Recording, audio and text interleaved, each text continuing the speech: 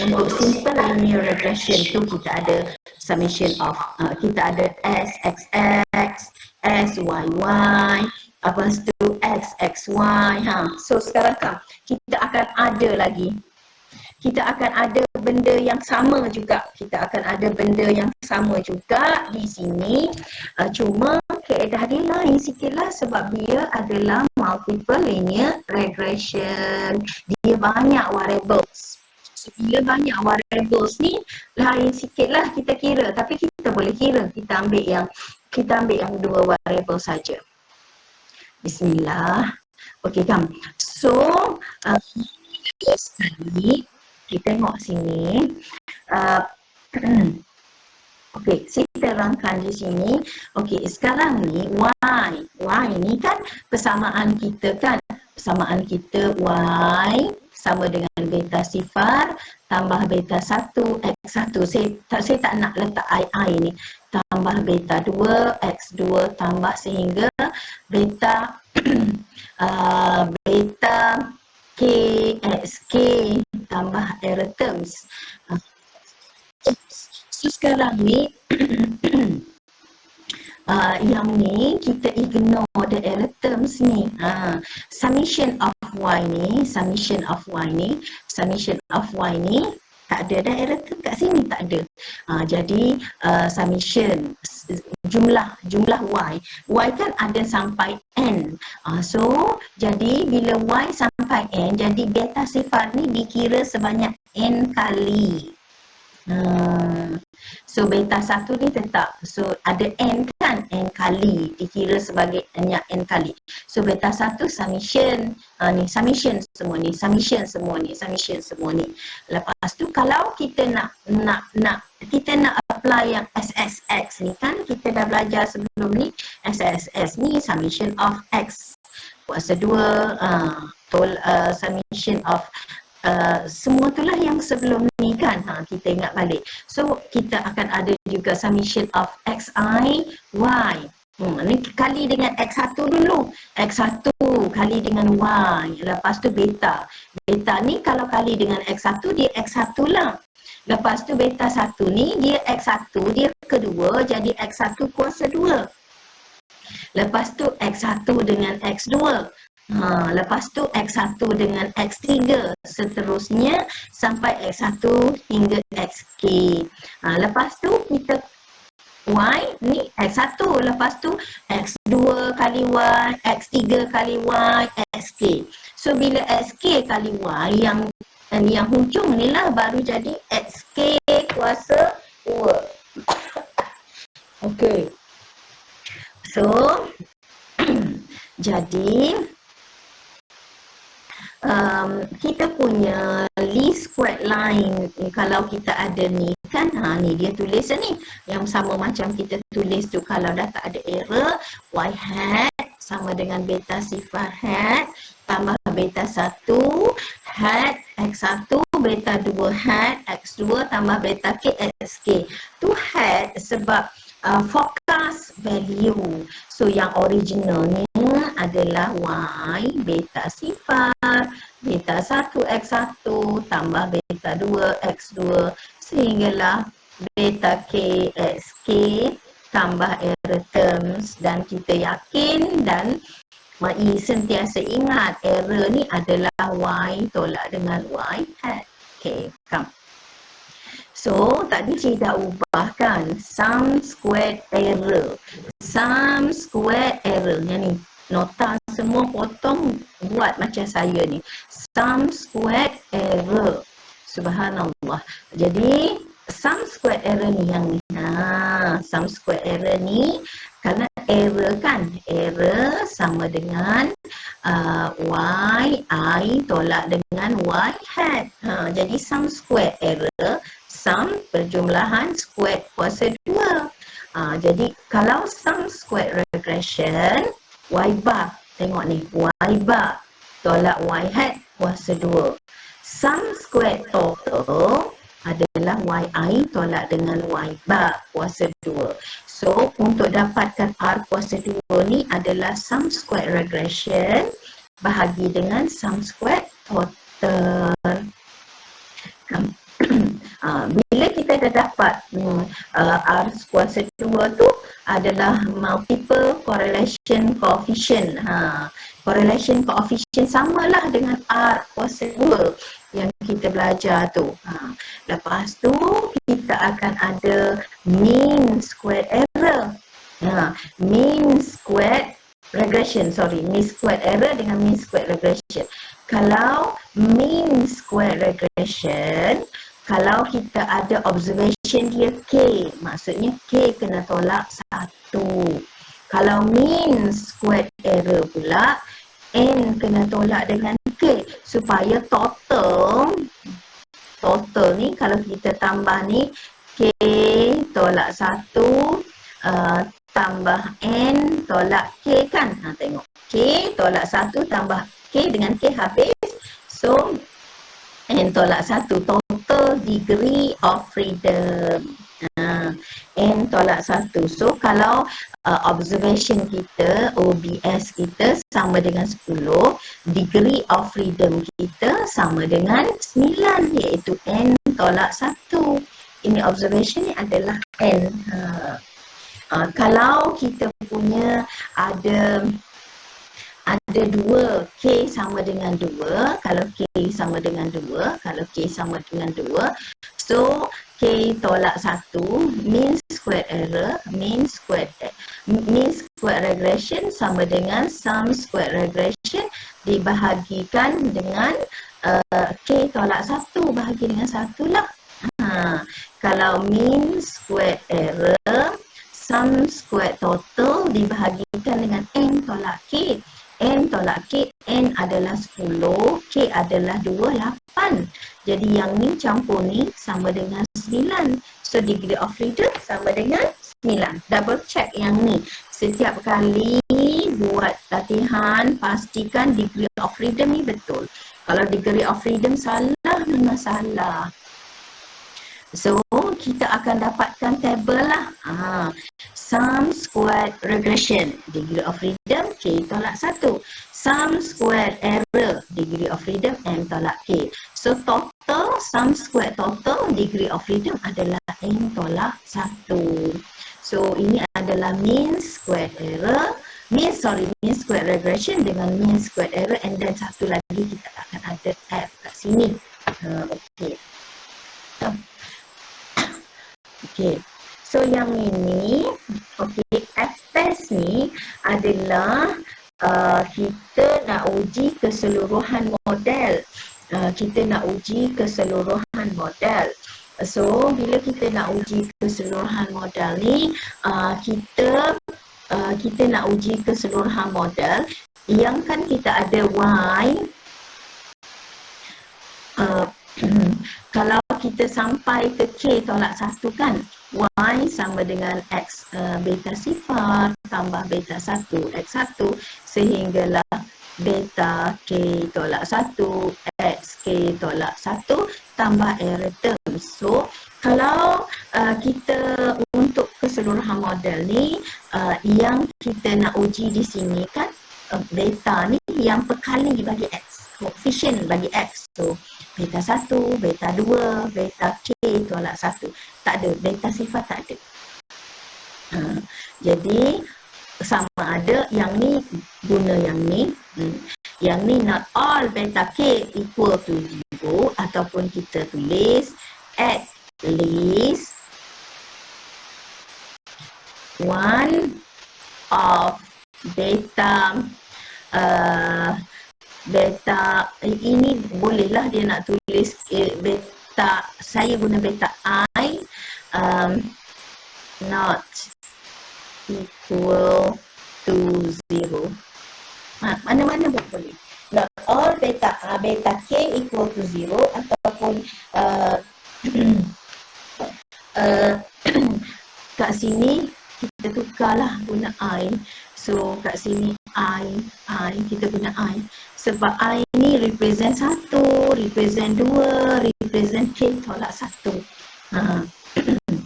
not at least one of beta I not equal to 0. So H1 not all beta I equal to 0. So I ni boleh jadi I sama dengan 1, boleh jadi I sama dengan 2, boleh jadi K tolak 1.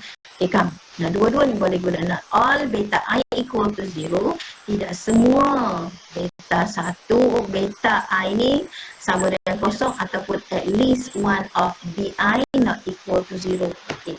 Dia punya tu. So, yang ni macam saya katalah, F calculation ni adalah mean square error bahagi dengan mean square regression bahagi dengan mean square error.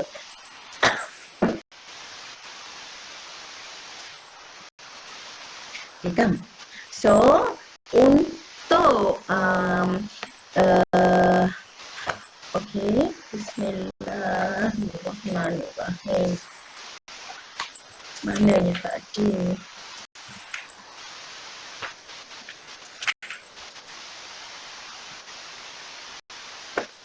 Taburan F ni dia lebih kurang macam tu lah. So kat sini tak silap saya, tak ada yang kala-kala lah. Subhanallah, Subhanallah.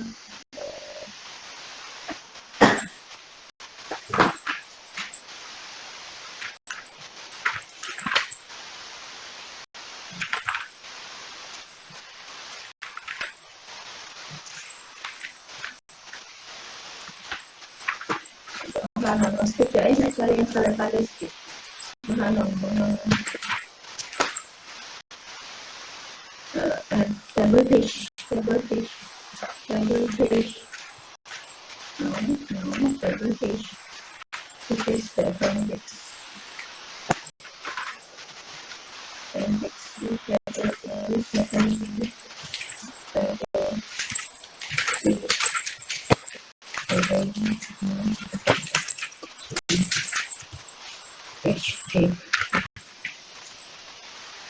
Allah, tak gambar lah. Okey kan? Okey, betul dah. Okay.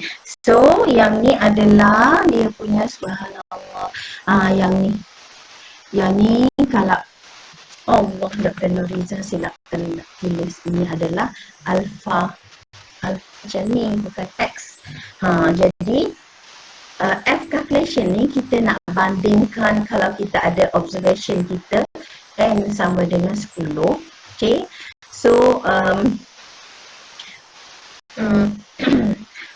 K sama dengan 10. Jadi kalau K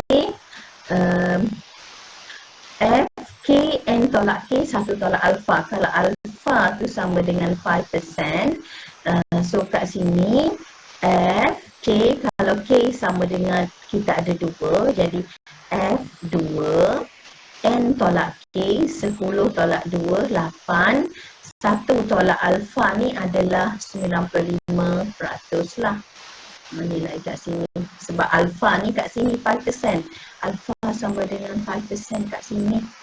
So value dia kalau kita ambil contoh kat sini, subhanallah, resolution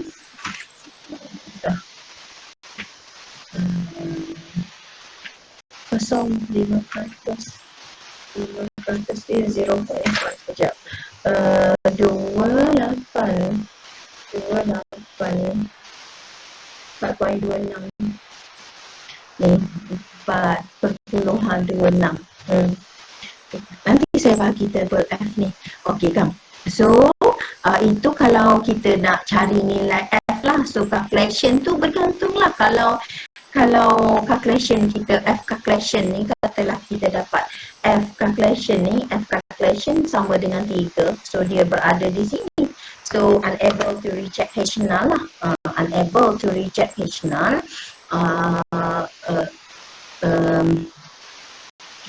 Sebab dia ni kan unable to reject H null. So maksudnya kita kena terima H null ni.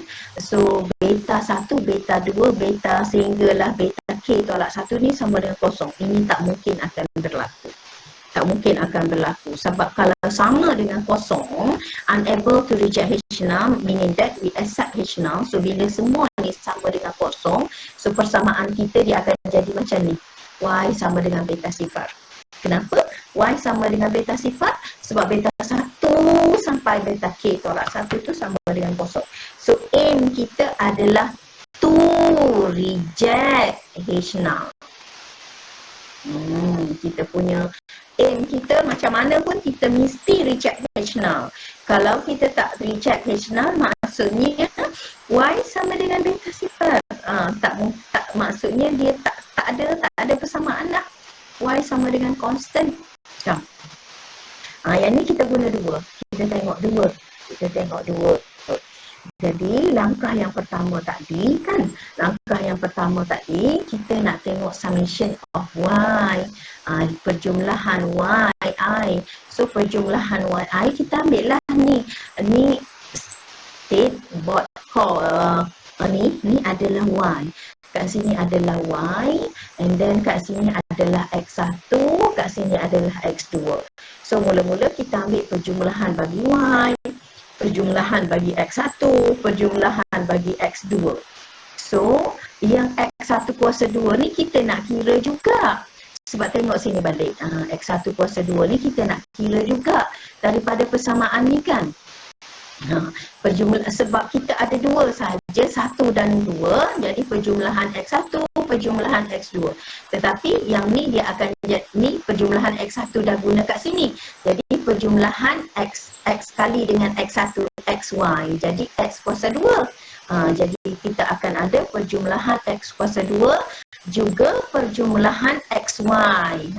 Perjumlahan X kuasa 2 juga perjumlahan XY. Lepas tu mesti ada perjumlahan X1 kuasa 2 juga. Mesti ada XI kali dengan Y juga. Mesti ada XI, X1, X2 juga. Daripada persamaan ini. Jadi saya tulis balik kalau tak faham. Ni beta sifar, beta 1 X1, beta 2 X2. Okey. Beta N, beta sifar, perjumlahan beta kat sini, beta 1 kat sini, X1 tambah beta 2 perjumlahan X2. Tu, macam tu. Kita ambil balik. Tu lepas tu adalah perjumlahan Y, perjumlahan X1, perjumlahan X2. Lepas tu perjumlahan X1Y, perjumlahan X1Y, perjumlahan X1Y. So perjumlahan XIYI, ini ini adalah perjumlahan X beta sifar X1 lah. Tambah beta 1 ni kali dengan X1 perjumlahan X1 kali dengan perjumlahan X1 perjumlahan X1 kuasa 2 beta 2 perjumlahan X1 X2. Lepas tu kalau perjumlahan X2Y sama dengan yang ni beta sifar perjumlahan X1 perjumlahan X2 tambah beta 1. Kenapa Dr. Nuriza ni X2 sini 1 je lah. Yang ni baru perjumlahan X1 perjumlahan X2. Macam tu tambah dengan beta 2 perjumlahan X2 kuasa 2. So kita kena ada perjumlahan X1 ni X2 kuasa 2, X2 kuasa 2, X1 kuasa 2. Lepas tu X1Y, X2Y, X1 kali dengan X2. Ada 2 kali X1 kali dengan X2. Ni X1 kali dengan X2. Okey, semua nanti tengok balik. So base kepada persamaan ni, base kepada kita punya Y tadi, YI sama dengan beta sifar tambah beta 1, X1 tambah beta 2 tambah error terms ya. Saya ambil ni kita boleh tulis observation yang pertama 550, beta tu tetaplah beta 1. Beta 1 tu tetap beta 1. Nilai Y adalah 3.2. Lepas tu beta 2 X2, beta 2 tu 22. Sorry, beta 2 tu tetap, tapi 22 tu adalah X2 tambah dengan error 1. Seterusnya sehinggalah 490 Y beta sifar 2.2 kali beta 1 2/3 beta 2 tambah error yang kelima, 5 observation. Itu penulisan lah. Okey, yang penulisan yang atas tu. So sekarang ni kita bila kita dah tulis macam tu summation ni, summation xi x1 14, x kuasa 2 40, x1 y yang ni semua ni.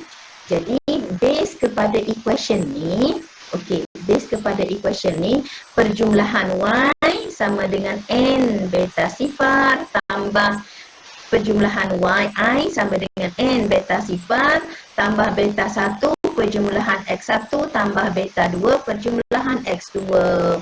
Okey. So, ni. So, perjumlahan y ni 250 ni 2805 ni ni n beta sifar. N dia adalah 5. Beta sifar tetap beta sifar lah. Lepas tu perjumlahan beta 1 tetap beta 1, perjumlahan xi, perjumlahan xi tu tengok ke atas ni, tu kecil kan? Sebab you all dah ada ni, maka ni perjumlahan xi 14, beta 1, lepas tu perjumlahan xi kuasa 2, xi kuasa 2 ni 4 beta 1 beta sifar beta beta ni perjumlahan x1 perjumlahan x2, ni perjumlahan x2 baru 124. Lepas tu kali dengan x. Bila kali dengan xy, jadi kat sini adalah 9 ni adalah xy, x1y. Jadi beta jadi ini x1 ini adalah summation bagi x1. X1 14. Lepas tu summation bagi X1 kali X1. X1 kali X1 adalah 40.8. Lepas tu X1 kali X2. X1 kali dengan X2 349.1. Yang ni pula adalah perjumlahan Y kali X2. Y kali dengan X2. Lepas tu ini adalah X2. X2. Lepas tu ini adalah X2 kali dengan X1 sama. Yang ni adalah X2 kali dengan X2.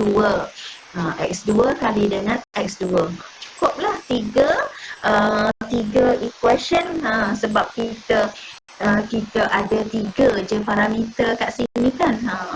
Kita ada 3 equation. Kenapa kita ada 3 equation? Sebab kita hanya ada 3. Kita hanya ada beta sifar, beta 1, beta 2. Kita ada Y sama dengan beta sifar, beta 1, X1 tambah beta 2, X2. Kita ada 3 ni. So, 3 cukup. So, kita cuba you all selesaikan yang ni. Dapat tak yang ni? Sempat tak kira? Tolong sekarang, tolong yang ni. Ni kita belajar masa kita belajar Admaths dulu kan. Kita belajar Admaths ni kita hapuskan beta 2 dulu ke macam mana ke supaya kita reduce parameter dulu supaya kita dapat nilai ni. Jawapan dia betul. Saya dah check. Cuma saya nak tengok you all kira je lah. Kira dulu sekejap. Salah satu lah. Jadi seorang kira beta sifar, seorang kira beta 1, seorang kira beta 2. Silakan. Buat sekarang. Ada masa 12 minit lagi.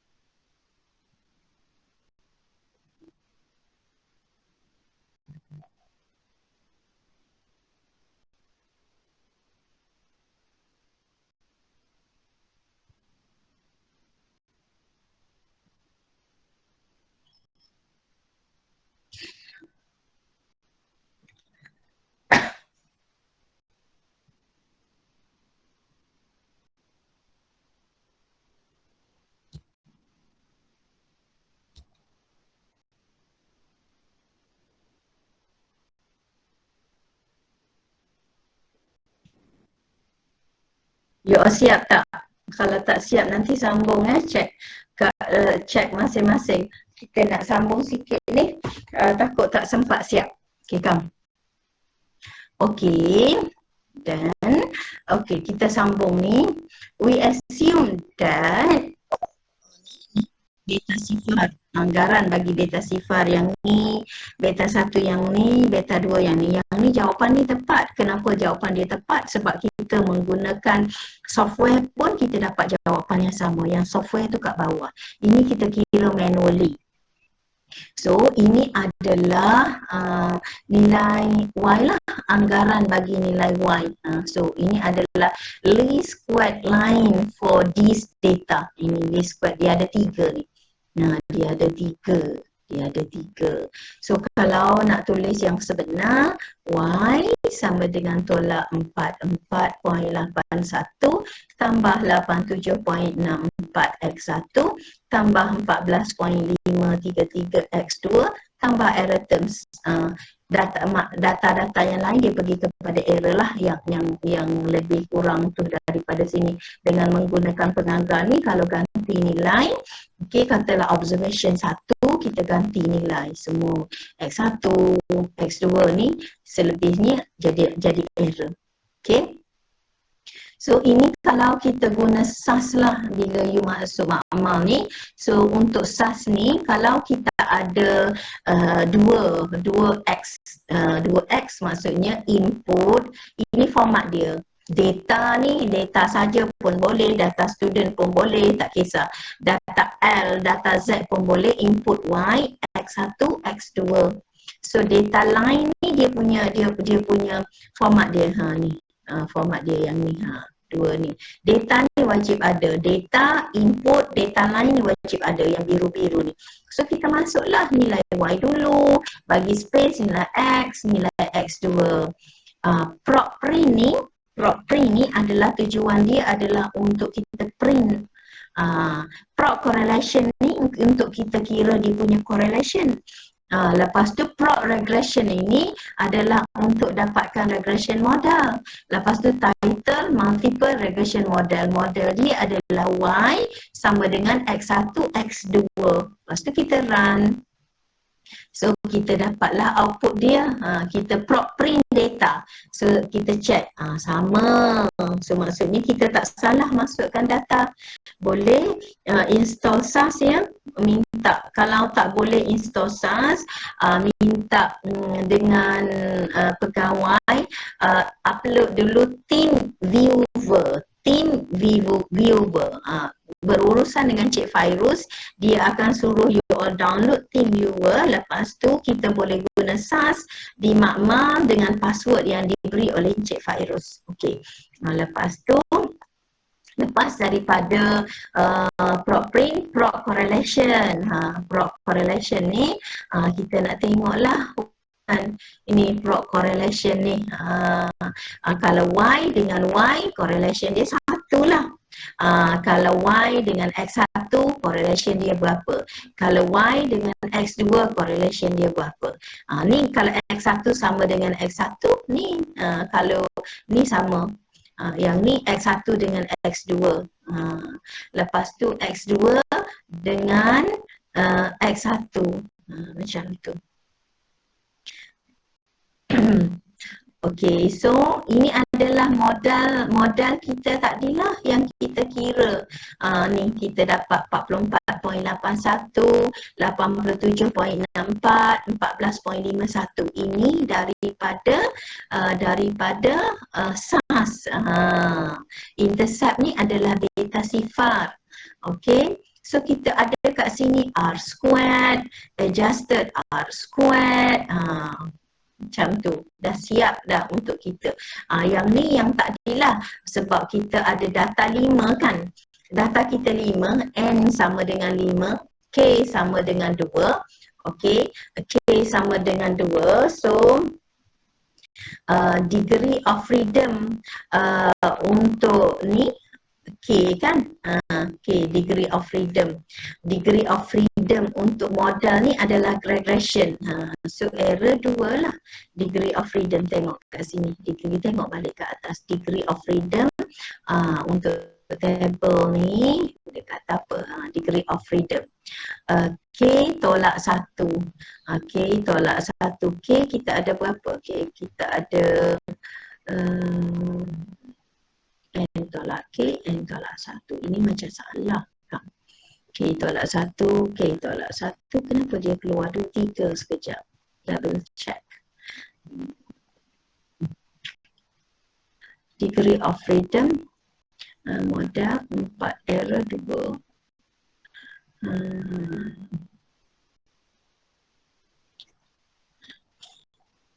Sekejap. Sorry lah, tak ingat lah. Ini betul tak? Kenapa dia jadi macam intercept 1?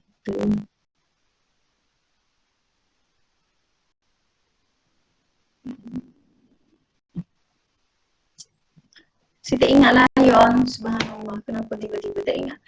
Sepatutnya, kejap naik atas, Subhanallah, subhanallah. Betul tak? N tolak K campur tu N tolak K. So K tolak 1.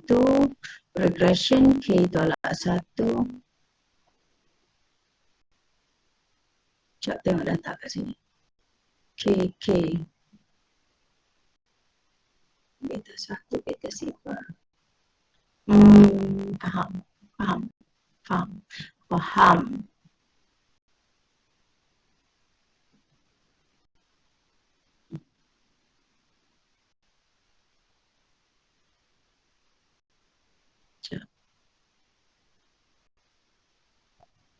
Kejap. Subhanallah. Okay. Sekejap. Kenapa Dr. Nurizan tak ingat? K tolak 1.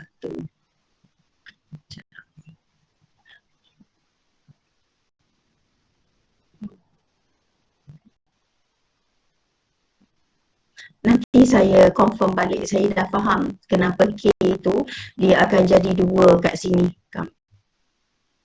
Jadi, okey.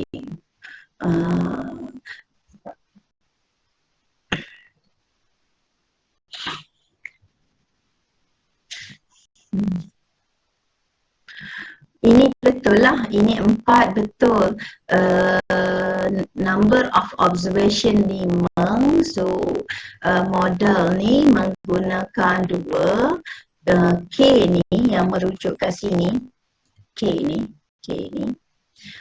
dia ada Y sama dengan beta sifar tambah beta 1X tambah beta 2X2 tambah error terms. So yang dirujuk di dalam 2 ni adalah K tolak 1, K sama dengan tolak 1, K ni 3, 1, 2, 3.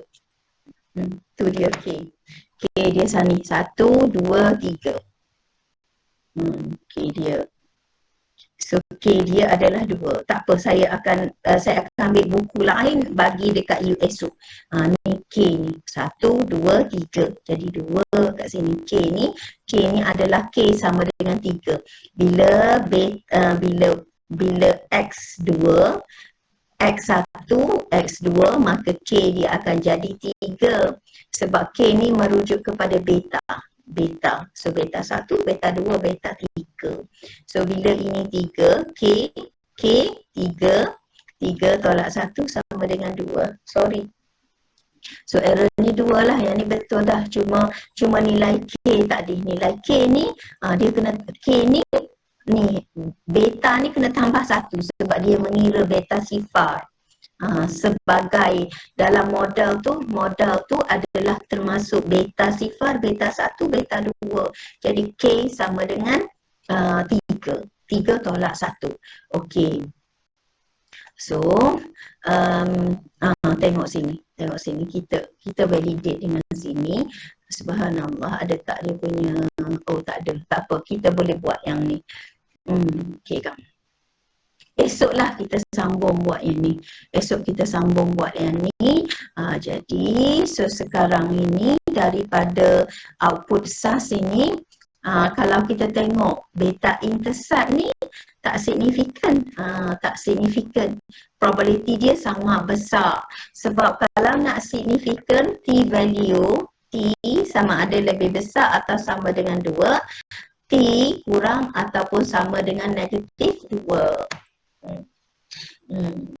Konsepnya kalau you belajar taburan normal ni 1.96 kalau alpha sama dengan 5%.